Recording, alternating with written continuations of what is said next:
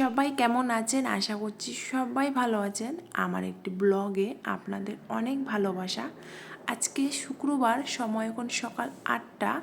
আর আগের দিন বেশ কিছুটা সিমুই ছিল রাতের, সেইগুলোই এখন সকালের জল খাবার খাওয়া হবে। তাই এখানে রুটিটা গরম করা হচ্ছিল। শীতকাল পড়তে না পড়তেই না মনটা না কেমন যেন উড়ু উড়ু হয়ে যায়। মনে হয় কি এখানে যাই ওখানে যাই, একটু মেলাতে যাই, একটু বাইরে ঘুরতে যাই, একটু সবার সাথে পিকনিক করি। যদিও আমাদের একটা ছোটোখাটো পিকনিক হয়ে গেছে, কিন্তু আবারও সামনে পিকনিক হবে, কারণ সামনে কিন্তু 1 জানুয়ারি আছে। আর দিদি জামাইবাবু যদি আসে তাহলে তো একটা পিকনিক হতেই হয়। সামনে আবার আমাদের শান্তিনিকেতনের মেলা আছে, আর দুদিন পরই মেলাটা শুরু হয়ে যাচ্ছে।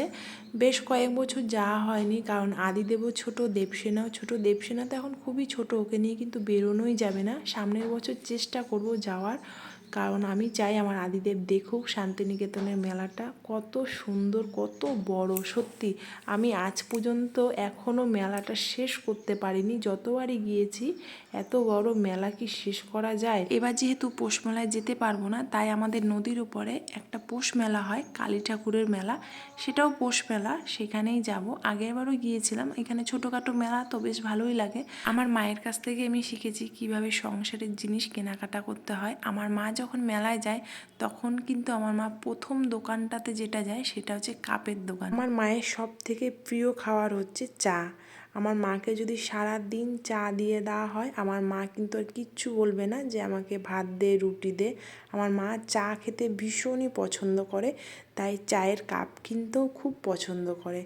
যাই হোক, মা আজকে নেই, মা একটু বাইরে বেড়াতে গেছে।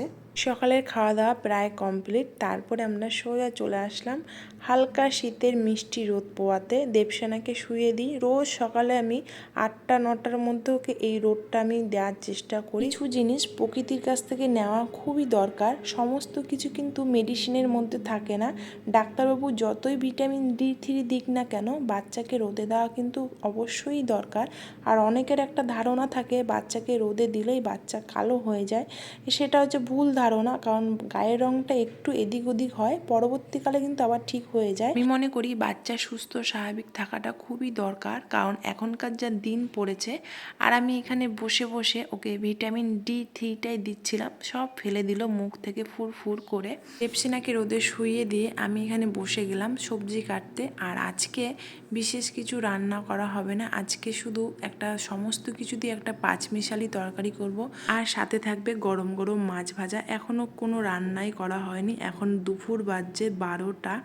সমস্ত কিছু করে তারপরে রান্না বসাবো। দেবসেনাকে স্নান করাবো, আদিদেবকে স্নান করাবো, নিজে স্নান করব, পুজো দেব, তারপরে এই সবজিগুলো রান্না করা হবে। এখন রেডি করে রাখছি, আস্তে আস্তে রান্না করব, গরম গরম খাবো। দেখুন বেগুনটা একদম পোকা বেরোলো, নিচের দিকটা কেটে একটু ফেলে দেবো।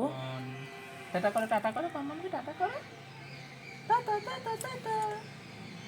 সকলকে অনেক ধন্যবাদ আমার ভিডিওটি দেখার জন্য। আবারও কোনো অন্য ভিডিওতে আপনাদের সঙ্গে অনেক তাড়াতাড়ি দেখা হতে চলেছে।